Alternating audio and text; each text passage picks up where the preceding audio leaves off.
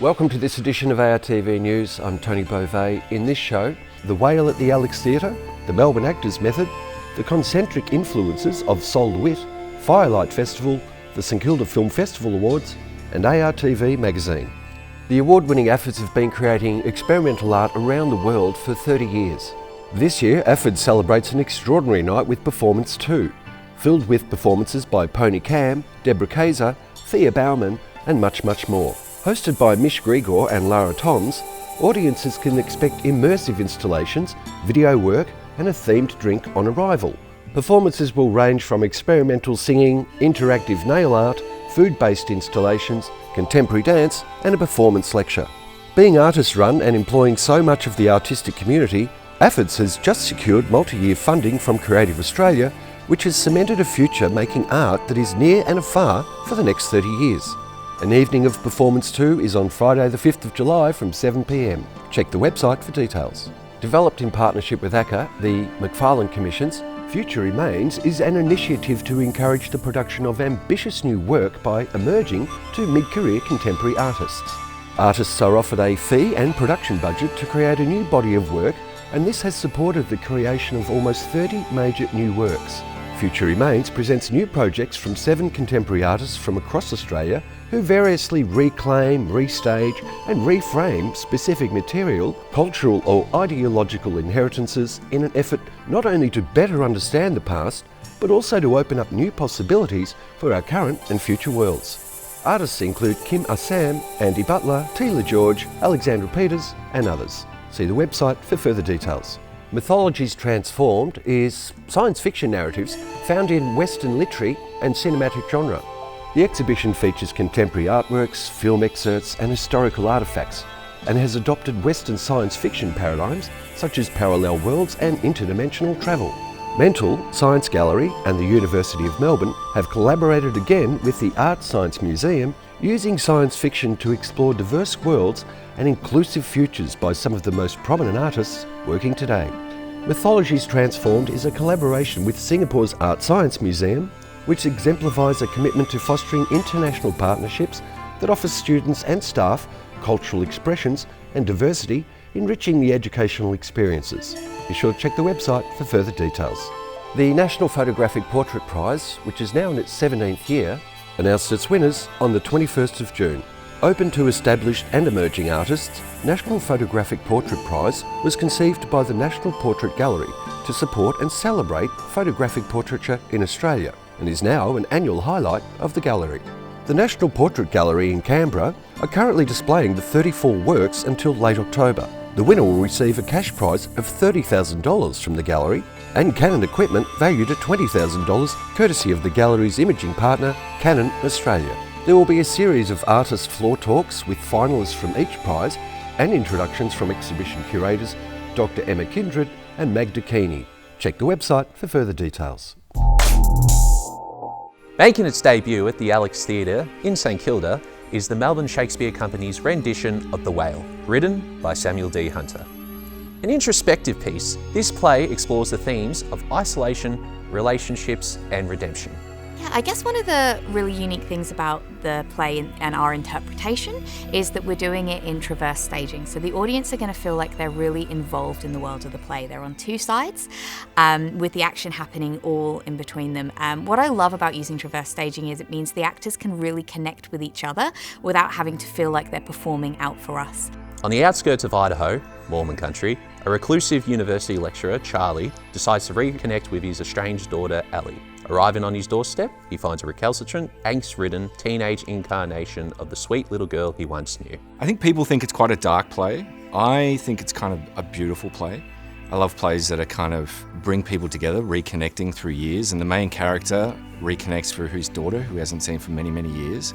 And it's heartbreaking because there's a lot of painful things. The film adaptation gained critical success as a result of its BAFTA nomination for Best Adapted Screenplay in 2023 and nabbed 2 Academy Awards, including a win for Best Actor Brendan Fraser.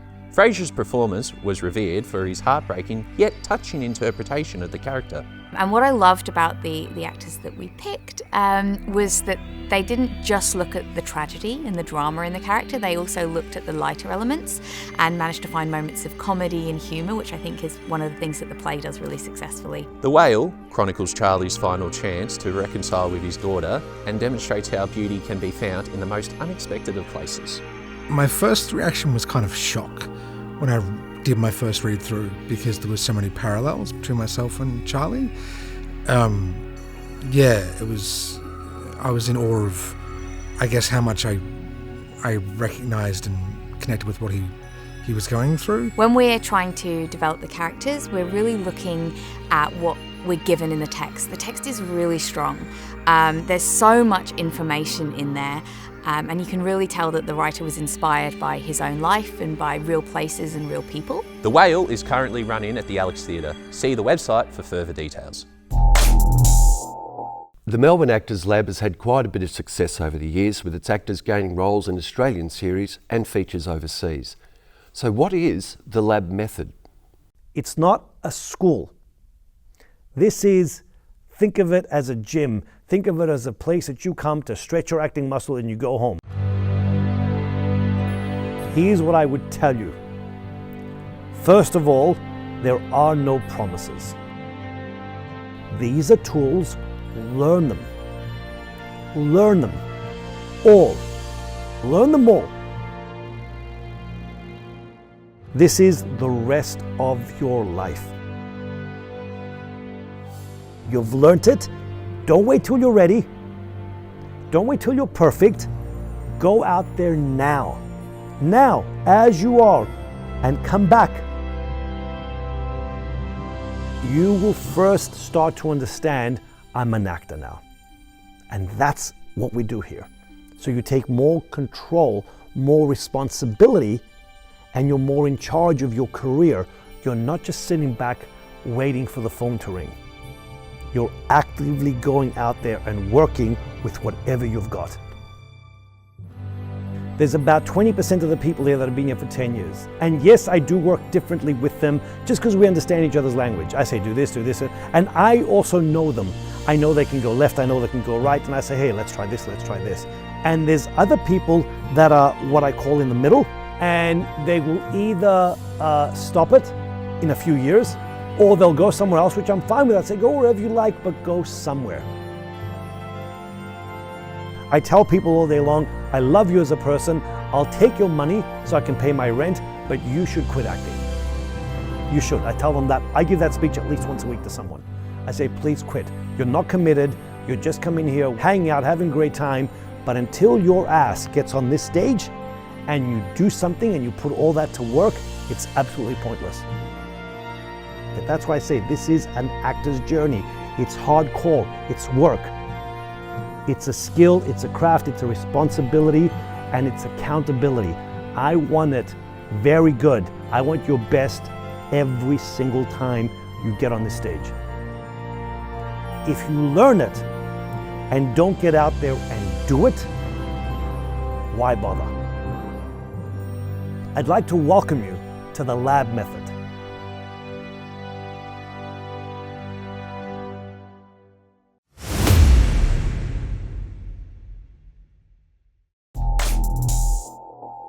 LeWitt was a seminal figure in conceptual and minimalist art. His work continues to inspire and influence contemporary artists in ways both overt and subtle. Irene Barbares has curated an exhibition for RMIT Gallery that pays homage to this influence, including works by herself and other artists which express the style and lasting impact of LeWitt's work. Concentric Influences of LeWitt is a free exhibition showcasing his pioneering vision through the creative practices of 4 artists. Janet Passel from the USA, Franz Kilaz from the Netherlands, and locals Irene Barbares and Wilma Tobacco. LeWitt is renowned for his bright colours, sharp lines, and geometric forms. This style has been repurposed and reinterpreted through the 4 artists' works. As you enter the gallery space, you are met with a vibrant array of colours and bold shapes. This exhibition offers a unique perspective on LeWitt's legacy by highlighting the personal and professional connections that bind these artists to him. Janet Passel, known for her evocative use of textiles and delicate compositions, explores themes of presence and absence through a deep, meditative engagement with LeWitt's ideas. Franche Killars brings a vibrant, colour-saturated approach to the exhibition. Her installations, which often incorporate textiles and large-scale colour fields, echo LeWitt's work while maintaining her own dynamic style and cultural influence. Irene Barberis, both curator and participant, bridges the conceptual and the personal. Visitors to the RMIT Gallery will experience works that not only stun visually, but also resonate with the spirit of collaboration and mutual inspiration. For those interested in a deeper exploration of LeWitt's influence, the gallery is also offering a special event on July 10th. Curator Irene Barberis will present Sol LeWitt Studio, a talk that goes deeper into the roots of the exhibition. This free event promises to enrich the visitor's understanding of the artist. RMIT Gallery is open Tuesday to Saturday, 11 till 5 p.m, showcasing this exhibition until the 27th of July. Don't miss this opportunity to witness the legacy of Sol LeWitt, the master of conceptual and minimalist art. Melbourne is set to host a groundbreaking experience this winter with the world premiere of Firelight Labyrinth. This immersive multimedia event will take place in a subterranean place beneath the iconic Marvel Stadium, offering a journey through the ancient Greek myth of Theseus and Minotaur, brought to life with cutting-edge technology and dynamic audio. Firelight Labyrinth is the highlight of Firelight Festival, featuring over 144,000 lights in a spectacular display never seen before in Australia. Visitors will navigate through 3 distinct rooms, each one tell a modern version of the myth. Follow Ariadne's red thread as you descend into the labyrinth and lose yourself in a world of darkness and light with an immersive soundscape. Timed entry sessions starting every 15 minutes ensure that visitors can fully immerse themselves in the labyrinth of light and sound.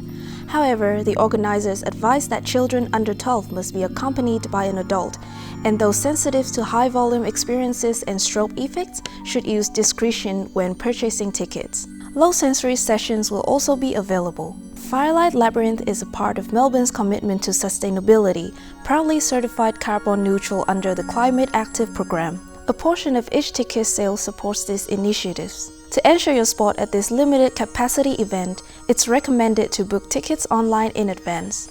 Don't miss your chance to be a part of this unforgettable journey and ignite your senses with this unique mythological adventure beneath Marvel Stadium. Experience the Firelight Labyrinth this winter and be a part of an event that promises to be both magical and memorable. The experience open daily from 10 a.m. to 10 p.m. For more information, check their website. The St Kilda Film Festival award winners were recently announced at the Alex Theatre in St Kilda. Let's have a look at some of the highlights from the show.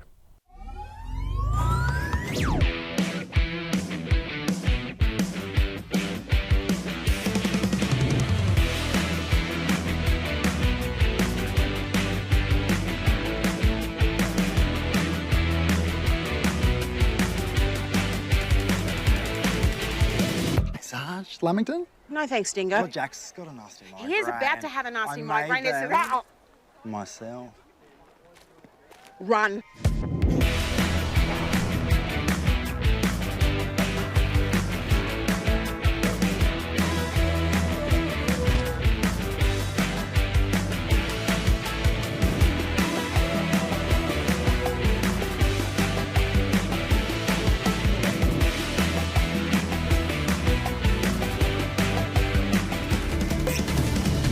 Hi everyone, welcome to the award ceremony for the St Kilda Film Festival.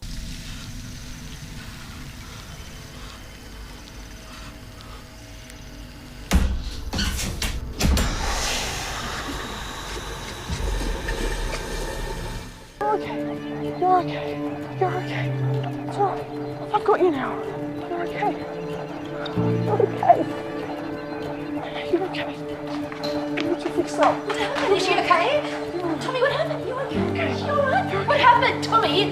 Tommy, what happened? Tommy, what happened? Why aren't you telling me? Look at me. Why aren't you telling me? Where were you? And I will see him dine when we bear them thither. Nations born, forth they went together. Through the rootings one lament, and the bees away.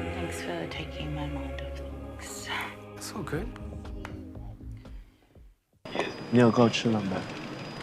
你吃吧。我老婆常说啊，这人心就像面团一样，要小心呵护。有时候拍打一下，让他精神一点。 The St Kilda Film Festival is a grassroots film festival. You know, we work from the bottom up. We do everything we can to equip new filmmakers, particularly with the tools that they need to enter the industry through the Professional Development Day. Look, I'd like to thank everyone involved in the festival, the partners, the filmmakers, the volunteers, everyone here at the Alex Theatre who've been absolutely awesome for the entire time and gone above and beyond. Why are you here? なんで待ってくれなかったの What are you talking about? 学校で Are you seeing things? ちゃんと見たもん Heener, why am I here? 友達だから You're not listening to me.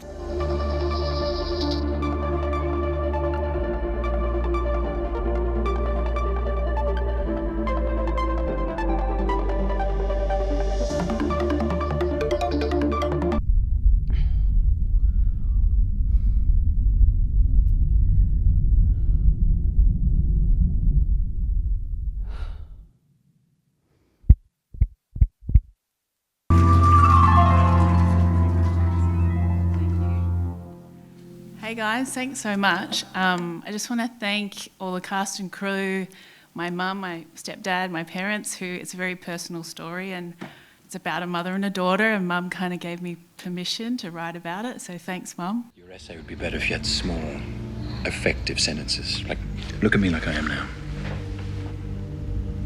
Short. Small. Sentences.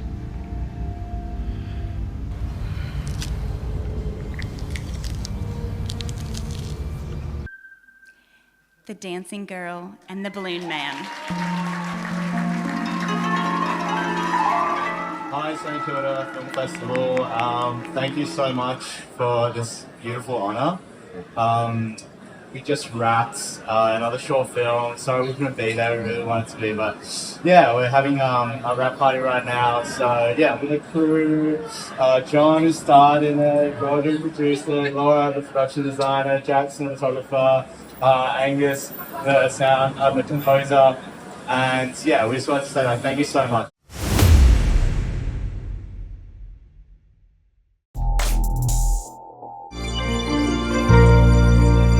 Cinda Mannins' work is largely process-driven, with narratives addressing the harsh beauty of ancient eroded landscapes and imagined dystopian futures. And Cinda joins me now. Hi Cinda, thanks so much for coming in. Hi Tony. Great to have you here. Now, you were originally a Bayside girl from around Port Phillip? Yeah, I grew up in Black Rock actually. Okay, I lived in Bowie for a while. Yeah. And then you headed to Central Victoria for a while? Yeah, just on a whim. I applied for uni there and went up there because my girlfriend said it was fun. Yeah. And I did my first degree up there. Okay, back in Melbourne now, though? Back in back Port in Phillip? Melbourne, yep. Oh, terrific. Where was the uni? Was that Ballarat? Yeah, Ballarat Uni at the time. Now it's Federation Uni. Federation Uni, yeah. Yeah. I did a job up there, 2017, I think. Yeah. Yeah, brilliant up there, fantastic. Yeah. Now, you studied the Bachelor of Fine Art and Ceramics. Is that where you did that? Yes, I did. It was wonderful. And then you went on and you also studied a bachelor degree in Anthropology and Media. Oh, I did that first in the 90s. Wow, yeah. So about 100 years ago. What was that about? The anthropology bit's got me interested. Anthropology is the different ways people organise culture in different societies. Right, okay. So, I'll come back to that because you've mentioned that. I've seen that in a bit of your profile that I looked at. But to finish off with your diplomas, graduate diploma in museum studies. Yeah, that's right. Yep, 2017. That was a wonderful course. Yeah. Largely focused on cultural heritage. And a lot about collection management. Right. But you do have a bit of a running theme throughout your work of working with cultures to be visually and independently promoted. I think it's really important for people to feel represented. And I think we've seen a lot of that in the last decade or so with the rise of social media and the internet giving people a voice. Yeah. So it's important to be heard, and people have always expressed themselves visually, and that's what we do with art. We're communicating through art. I guess art reflects society back on itself, and that's what I'm talking about with representation as well. Sure. Yep. Now, just quickly, just want to finish off your education. Did you do another course just recently? Yeah, I did. I actually finished on Friday. I've done a CELTA course. It's the Certificate of English Language Teaching to Adults. Oh, right. Yeah, so looking forward to travelling in the future and maybe working overseas so that I can extend my stays. Well, that'll help with all communications, that's for sure. Yep. Now, back in 2011 or thereabouts, is that when you were awarded a prize for ceramics? Yes, that's right, the Clune Ceramic Award. That's right. I was lucky enough to both have my work accepted and then win an Emerging Artist Award, which was very, very exciting. I was in second year at uni and the work was purchased by the Art Gallery of Ballarat. My work's called Flow, and it's a porcelain work. Yep. And it represents glacial forms in the Antarctic. It's made of southern ice porcelain, which is appropriately named. Yes, that's what I wanted to talk with you about, because a lot of the work, I've had a look, marvellous stuff. Thank you. But the southern ice porcelain, explain the difference. Why southern ice? Southern ice is called southern ice, I think, because of its superior whiteness, right. Which is what I enjoy about it. Typical of porcelains, it's a very fine clay. It's very difficult to work with. And,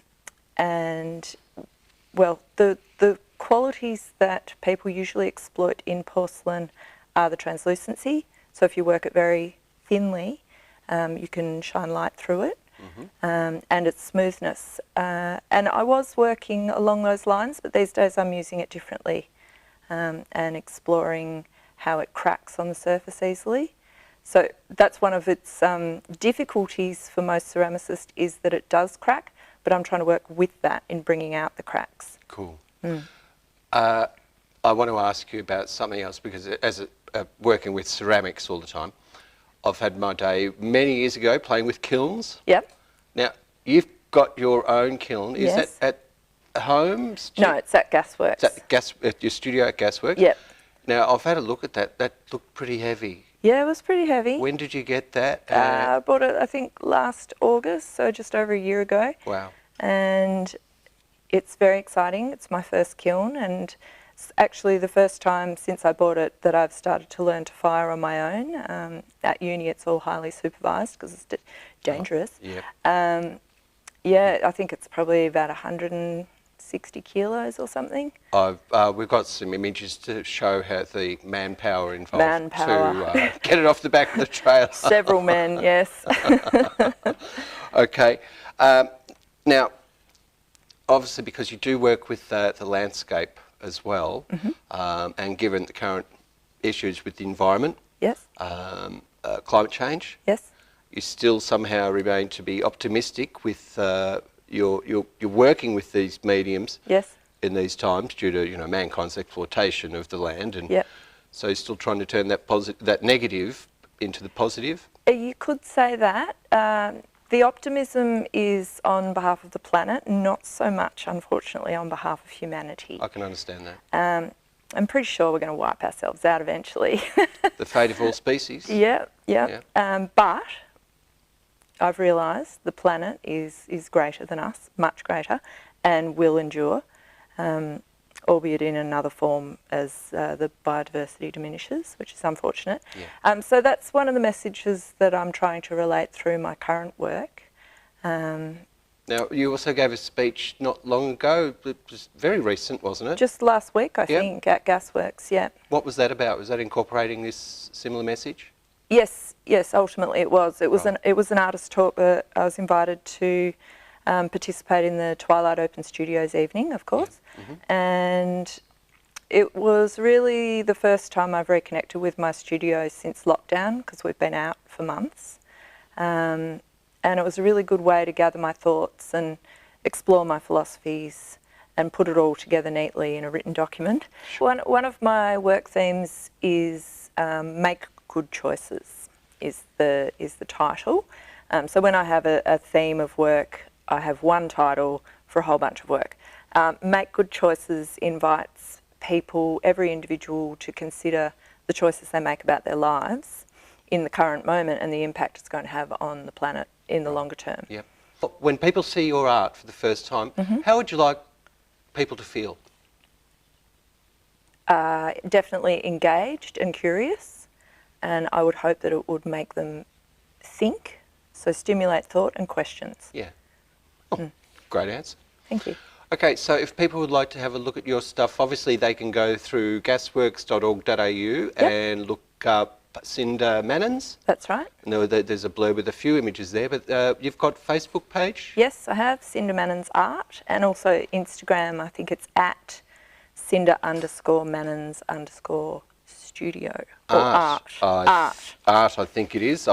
It is indeed. But also we have open studio every third Saturday of the month at Gasworks that coincides with the farmers market. So that's a really good opportunity to come and talk to the artists and see the work. Over summer, perfect time. Yep. Marvellous. Okay. Yeah. Well, we love having all the artists from Gasworks in. It was great to get some support from you guys throughout the whole first series that we're working on this show. So thanks so much. It's always a pleasure. Another Gaswork artist, Cinda Mannins. Thank you very much. Thank you, Tony. That's all for this show. If you'd like to get in touch with us and let us know about any live event coming up within the Inner Melbourne region in the next month, shoot us an email at info@artv.com.au. Thanks so much for watching. See you next time.